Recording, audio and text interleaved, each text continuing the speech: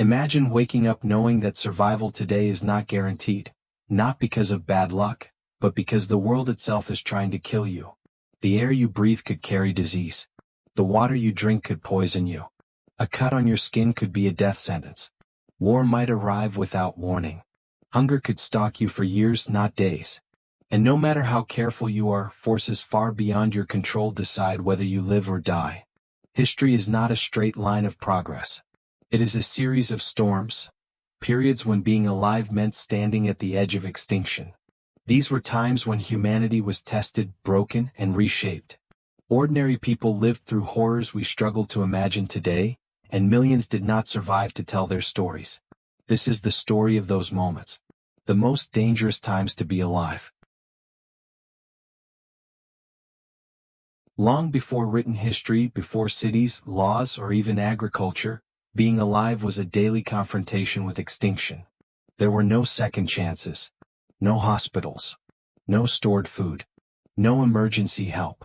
Survival depended entirely on instinct, memory, and the fragile cooperation of a small group. Early humans lived in a world where nature held absolute power. The land could provide life one season and take it away the next. A sudden drought could empty rivers. A harsh winter could freeze entire hunting grounds. Forests could burn. Volcanoes could darken the sky for years, lowering temperatures and killing vegetation. When the environment changed, humans had to adapt immediately, or die. Predators ruled the night.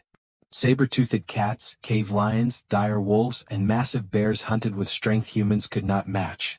Early humans slept lightly, often in shifts, because falling into deep sleep could mean never waking up.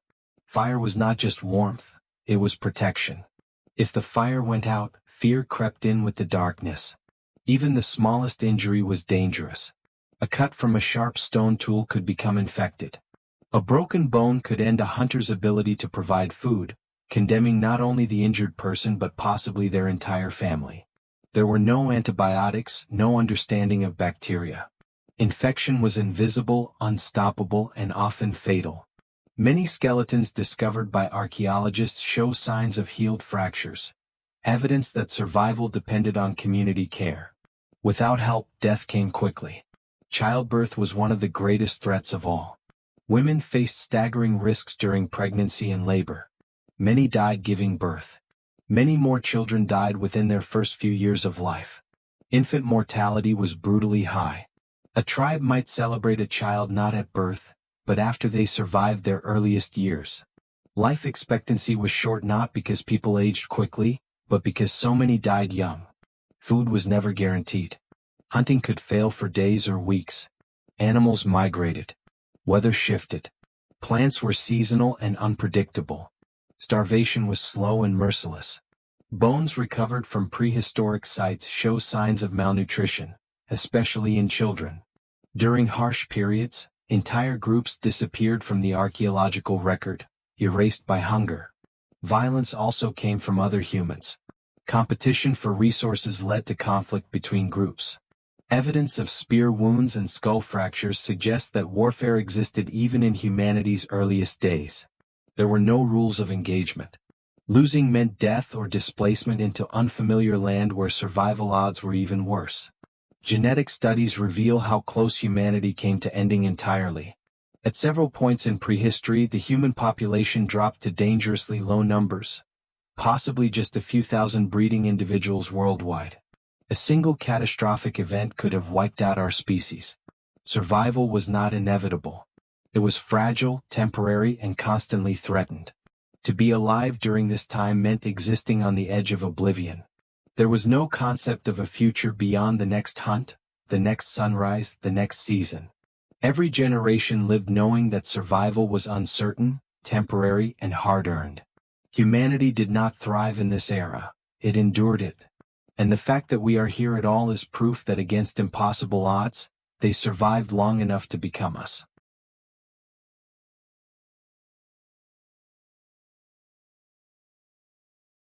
When humans began building cities, they believed they were escaping the dangers of the wild. Stone walls, organized societies, and written laws promised stability and protection. But civilization did not make life safer. In many ways it made survival even more dangerous. The ancient world was crowded, unsanitary, and violent. Cities brought people together in numbers never seen before, and with them came disease. Waste flowed through open streets. Drinking water was often contaminated. People lived alongside animals, insects, and parasites with no understanding of how sickness spread. Illness moved faster than any army. A simple fever could become fatal. A stomach infection could wipe out entire households. Diseases like dysentery, typhoid, tuberculosis, and smallpox became constant companions of urban life. Epidemics erupted suddenly and disappeared just as mysteriously, leaving mass graves behind. With no germ theory and no effective treatments, ancient medicine relied on prayers, rituals, bloodletting, and herbal guesses. Survival depended less on care and more on luck. War was a permanent condition. Ancient empires rose through conquest and fell through bloodshed. From Mesopotamia to Egypt, from Greece to Rome, warfare was not an exception. It was the engine of history. Armies marched season after season, looting food, burning villages, and killing civilians. Defeat often meant enslavement or execution. Entire populations were displaced overnight. In ancient battles, survival odds were grim. Soldiers fought face-to-face with blades, spears, and arrows. Wounds were gruesome and frequently fatal due to infection. There were no battlefield medics in the modern sense. Many who survived combat died days later from festering injuries. Civilians were never safe. When cities fell, slaughter followed. Archaeological sites show layers of ash, broken weapons, and bodies left unburied. Women and children were taken as property. Survivors were forced into labor, stripped of identity, and absorbed into foreign empires. Life could change irrevocably in a single night. Even peace offered no guarantee of safety. In ancient Rome, fires were so common that entire neighborhoods burned regularly. Wooden buildings, open flames, and crowded living conditions turned small accidents into city-wide disasters. Earthquakes destroyed cities like Pompeii without warning. Floods drowned farmland and starved populations.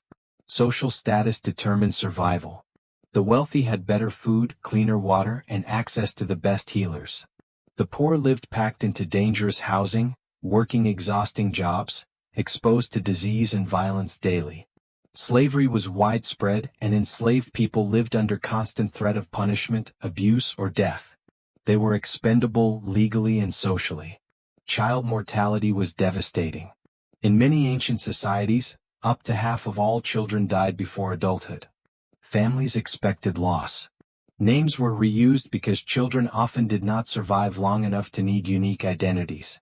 Life expectancy figures were low not because people aged quickly, but because so many never reached adulthood. Power itself was lethal. Kings, pharaohs, and emperors ruled through fear, but they were not immune to danger. Poisonings, coups, assassinations, and betrayals were common.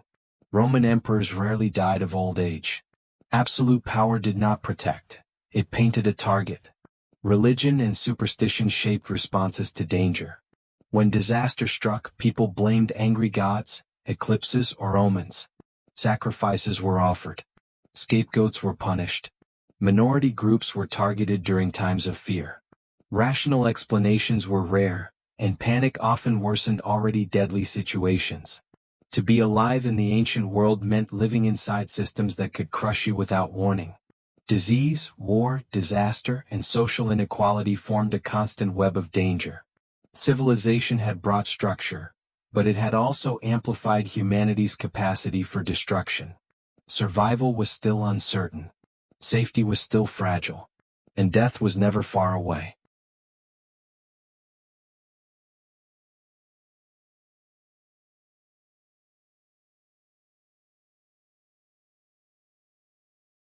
In the mid-14th century, death did not arrive with armies or earthquakes. It arrived quietly, carried by fleas, rats, and trade ships moving between continents.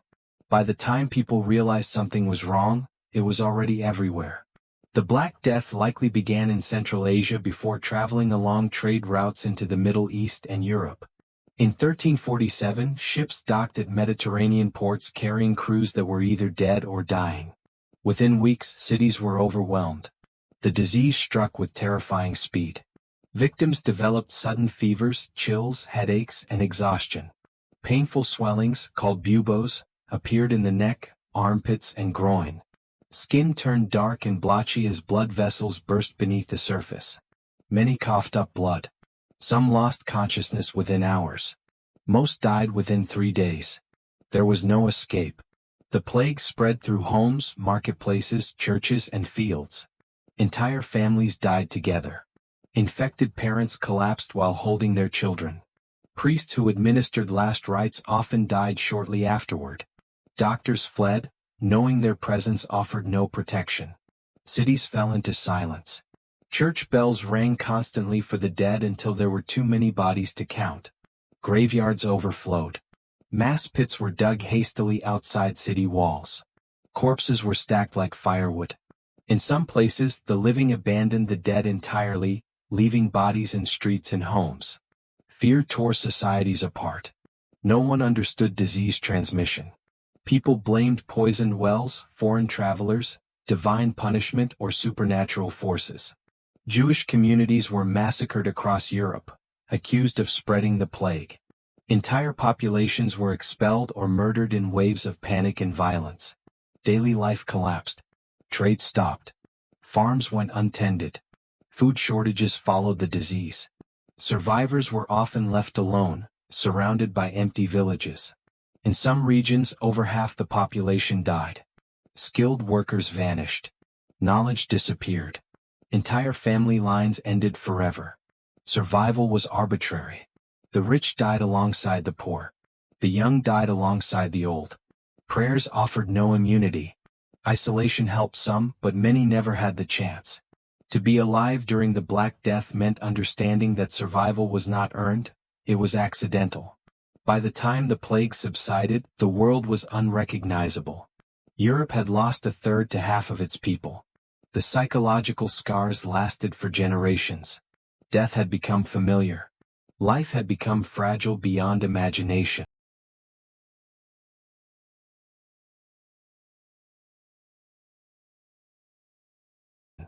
The age of exploration is often remembered as a time of discovery, ambition, and courage. But for those who lived through it, it was one of the deadliest periods in human history. Venturing into the unknown was not heroic. It was lethal. Sailors boarded ships knowing they might never return. Voyages lasted months or years. Storms shattered vessels without warning. Navigation errors sent ships endlessly drifting. Many crews vanished without a trace, their fate known only to the ocean. Disease was the greatest killer at sea. Scurvy ravaged sailors, caused by vitamin deficiency unknown at the time. Gums rotted. Teeth fell out. Wounds reopened. Men became too weak to stand. Entire crews died before landfall. Fresh water spoiled. Food was infested with insects and mold. For explorers who reached land, danger intensified. Unknown climates brought heatstroke, tropical disease, and starvation. Hostile terrain killed more men than combat ever did. Rivers flooded suddenly. Jungles swallowed expeditions whole. Maps were unreliable or non-existent. For indigenous populations, the danger was catastrophic. European contact introduced diseases that local immune systems had never encountered. Smallpox, measles, influenza, and plague swept through communities at unimaginable speed. In the Americas alone, tens of millions died within a century. Entire cultures vanished before they could be documented. Death reshaped continents. Civilizations that had existed for centuries collapsed within decades. Knowledge, languages, and traditions disappeared alongside their people. The land itself was transformed as populations were replaced, enslaved, or destroyed. Violence followed discovery. Colonization brought forced labor, displacement, and brutal punishment. Resistance was met with overwhelming force. Survival often meant submission. For both colonizers and the colonized, life expectancy dropped sharply in contested regions. Even success carried danger. Those who returned home brought diseases with them, triggering new outbreaks. Wealth fueled wars. Exploration destabilized global systems, spreading both progress and suffering across the world. To be alive during the age of exploration meant living in a time when the world expanded rapidly, but human survival did not keep pace. Curiosity pushed humanity forward, but it did so over graves that numbered in the millions. Discovery came at a cost measured not in miles traveled, but in lives lost.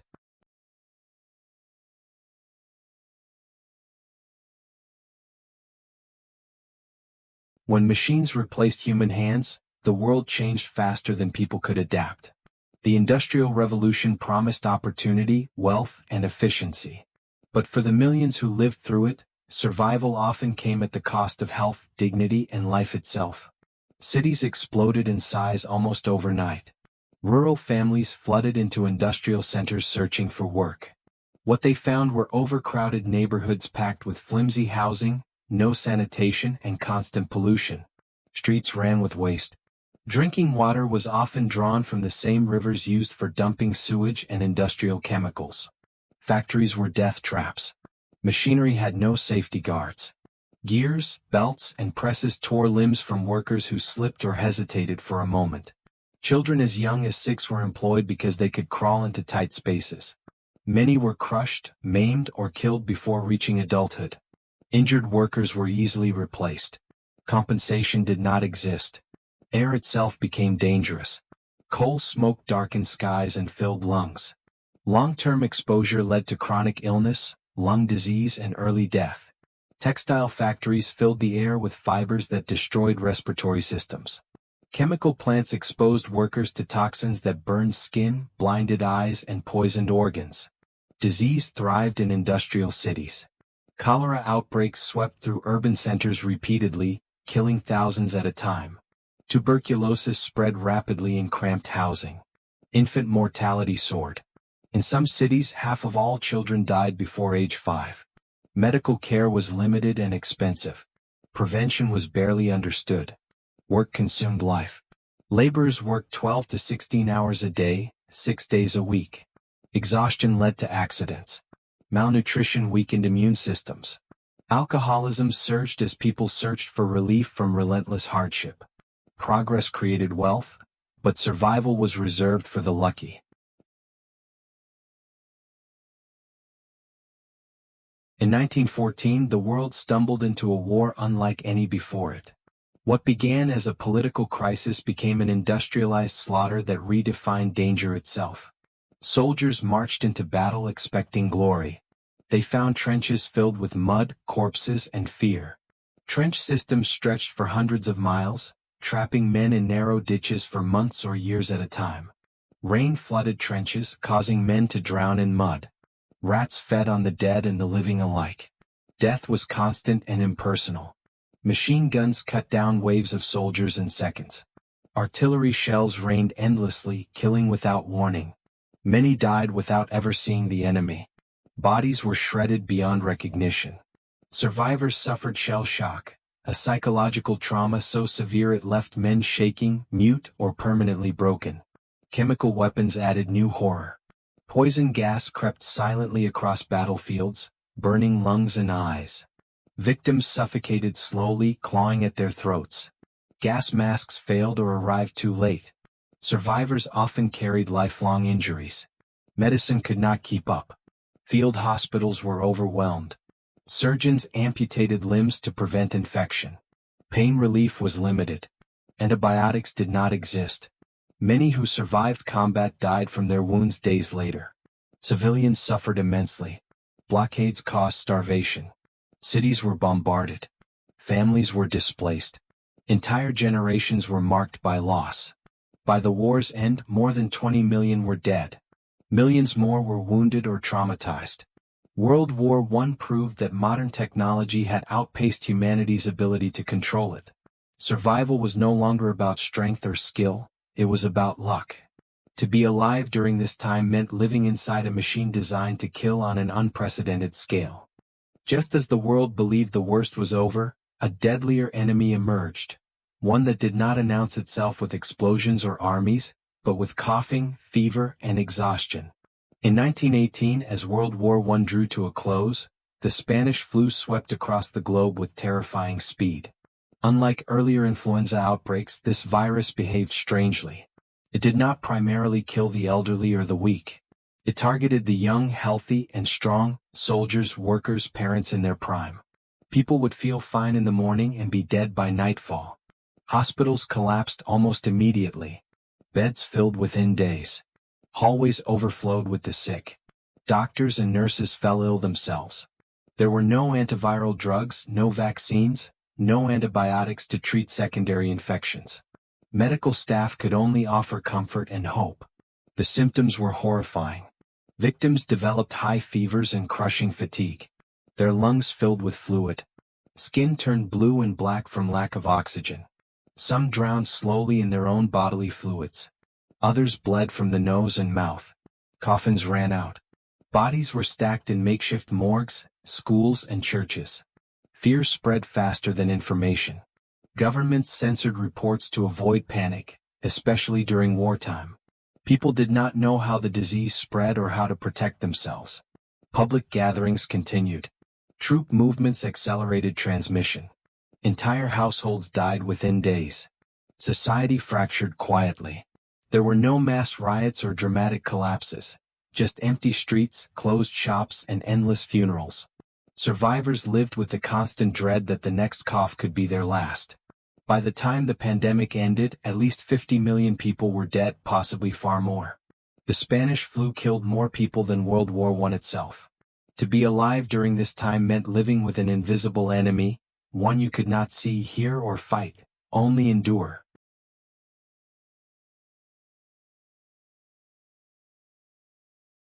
If World War I shattered the illusion of heroic war, World War II destroyed the idea that civilians could ever be safe. From 1939 to 1945, the entire planet became a battlefield. War reached into homes, cities, and families on an unprecedented scale. Survival was no longer about being a soldier, it was about where you lived, who you were, and whether fate spared you. Genocide became policy. The Holocaust was not chaos, it was systematic extermination. 6 million Jews were murdered, along with millions of Romani people, disabled individuals, political prisoners, and others deemed undesirable. Industrial killing turned death into routine. Trains delivered victims to camps designed solely for annihilation. Cities burned. Bombing campaigns erased entire neighborhoods in hours. Firestorms in places like Dresden and Tokyo incinerated civilians alive. Children died in their beds. Families were buried under rubble. There was nowhere to hide. Hunger followed destruction. Sieges starved populations. Food rationing became the norm. Black markets flourished. People traded possessions for crumbs. Malnutrition weakened immune systems, making disease more deadly. Then came the moment that changed humanity forever. In August 1945, nuclear bombs were dropped on Hiroshima and Nagasaki. In seconds, tens of thousands were vaporized. Survivors suffered burns, radiation sickness, and cancers for decades. The world learned that extinction could be instantaneous. World War II killed over 70 million people. It proved that modern warfare was not just about victory, it was about survival on a global scale. Technology had given humanity godlike power without godlike restraint. To be alive during this time meant understanding that civilization itself could collapse overnight, and that humanity now possessed the means to destroy itself entirely. When World War II ended, the fighting stopped, but danger did not. It evolved into something quieter, colder, and far more terrifying. For the first time in history, humanity possessed the ability to end civilization in a single afternoon. The Cold War was not fought on battlefields. It was fought in control rooms, radar stations, and human nerves. Two superpowers, the United States and the Soviet Union, stood locked in a standoff armed with thousands of nuclear weapons. Missiles sat in underground silos, on submarines beneath the oceans, and on bombers flying constant patrols. Many were ready to launch within minutes. Survival depended on restraint. Entire populations lived knowing that their cities could vanish without warning. There would be no time to run. No time to say goodbye. One mistake, one misunderstanding, one false alarm could end everything. And those moments came frighteningly close. In 1962, the Cuban Missile Crisis brought the world within days, possibly hours, of nuclear war. Leaders prepared for annihilation. Citizens practiced drills. Families built fallout shelters. Children were taught to hide under desks, as if thin wood could protect them from atomic fire. Behind the scenes, lesser-known incidents nearly triggered disaster. Radar glitches falsely detected incoming missiles. Training tapes were mistaken for real attacks. Submarine officers debated launching nuclear torpedoes while cut off from communication. On more than one occasion, a single individual chose not to press a button and saved the world. Psychological pressure was relentless. People lived normal lives under extraordinary threat. Weddings, birthdays, school days, all occurred beneath the constant possibility of extinction. Anxiety seeped into culture, art, and politics. Fear became background noise. The Cold War proved that survival was no longer about nature or disease. It was about human judgment. Civilization balanced itself on the edge of a mistake, trusting imperfect systems and fallible people to keep the world alive. Today, survival feels easier than ever. Medicine has advanced. Technology connects us. Life expectancy has increased. And yet, danger has not disappeared. It has simply become more complex and harder to recognize. Modern threats are quieter. Pandemics travel faster than ever through global movement. A single outbreak can reach every continent within weeks. Climate change intensifies storms, droughts, wildfires, and floods, threatening food systems and entire regions. Natural disasters now affect more people at once than at any time in history. Technology itself has become a double-edged sword. Cyber warfare can cripple infrastructure without firing a shot. Power grids, hospitals, financial systems, and communication networks are vulnerable. Misinformation spreads faster than truth, shaping fear, division, and instability. Weapons still exist. Nuclear arsenals remain active. New technologies, autonomous weapons, artificial intelligence, biological engineering, introduce dangers humanity has not fully learned to control. Decisions made by algorithms or distant operators can carry life and death consequences. Inequality adds another layer of risk. While some live safely, others face poverty, displacement, and conflict. Refugee crises grow. Access to clean water, food, and healthcare remains uneven. Survival is still not guaranteed for everyone. The greatest danger of the modern world may be complacency. Because threats are less visible, they are easier to ignore. But history shows that danger rarely announces itself clearly. It builds quietly, then arrives suddenly. To be alive today is to live in the safest era humanity has ever known, and yet, one still shaped by fragile systems and unresolved risks. Every era believes it has escaped danger. Every era is wrong. The most dangerous times to be alive are not only behind us. They are reminders, warnings written in blood and memory, that survival has never been permanent, only temporary. The most dangerous times to be alive were not defined by one event, but by uncertainty, by fear, by forces beyond control. And yet, humanity survived them all. Every breath today is the result of countless ancestors who endured plagues, wars, disasters, and darkness. Survival is not guaranteed. It never has been. But it is humanity's greatest achievement. And the story is still being written.